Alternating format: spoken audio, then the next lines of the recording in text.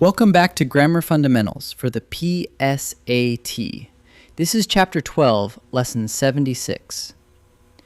An abbreviation is just a shortened form of a word. The big question is always the same. Does it take periods or not?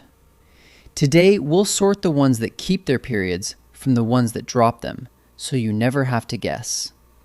First, what is an abbreviation?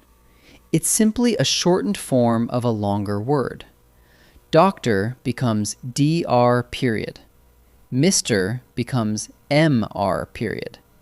That's all an abbreviation is, a shorter way to write something. And the one thing you have to decide every time is this: does this short form take a period or not?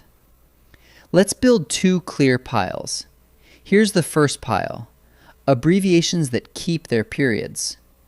Titles in front of a name take a period, like Mr. period, Dr. period, and Gov. period for governor.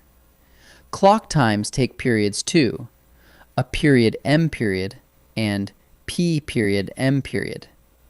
And many of the little Latin abbreviations keep theirs, like etc. period for, and so on.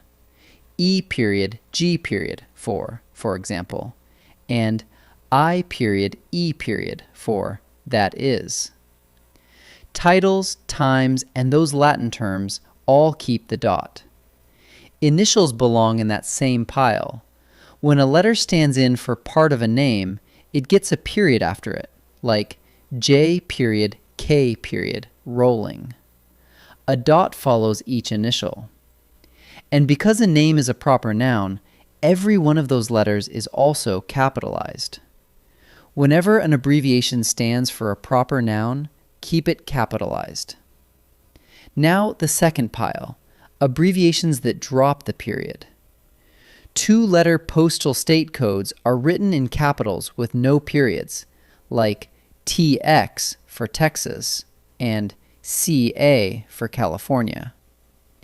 Acronyms and many organizations skip periods too, like NASA, USA, and FBI.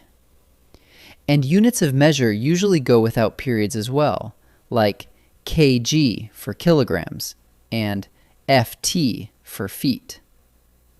State codes, acronyms, and units, no dots. So here's your quick check. Ask, is it a title, a time, a Latin term, or an initial? If yes, keep the period, like Mr. period or A period M period. Then ask, is it a postal state code, an acronym, or a unit of measure? If yes, drop the period, like TX, NASA, or KG. Two quick questions and the dot sorts itself out. Let's try a few. In this first set, choose the correctly written abbreviation. Ask whether it belongs in the keep the period pile or the drop the period pile. Pause and try each one before I answer. Elaine Howard, blank, runs the clinic. MD is a degree that follows a name, and degrees keep their periods, just like titles. So we write M period D period. So the answer is M.D. We toured the blank headquarters in Houston. NASA is an acronym, pronounced as a single word. Acronyms drop their periods, so it's written as 4 capital letters with nothing between them. So the answer is NASA. The party began at 6 o'clock blank sharp.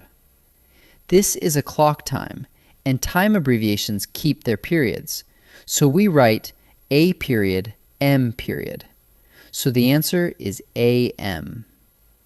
Now another set, same idea.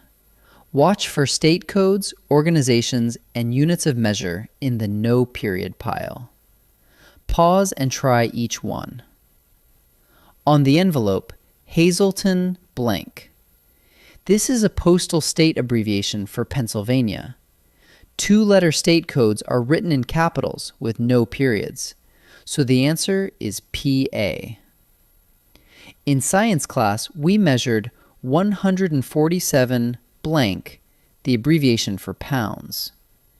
Units of measure usually go without a period, so we write LB with no dot. So the answer is LB. Bring a flashlight, a map, blank. This is etc., one of those Latin abbreviations. The Latin ones keep their periods, so we write ETC period. So the answer is etc. Let's wrap up.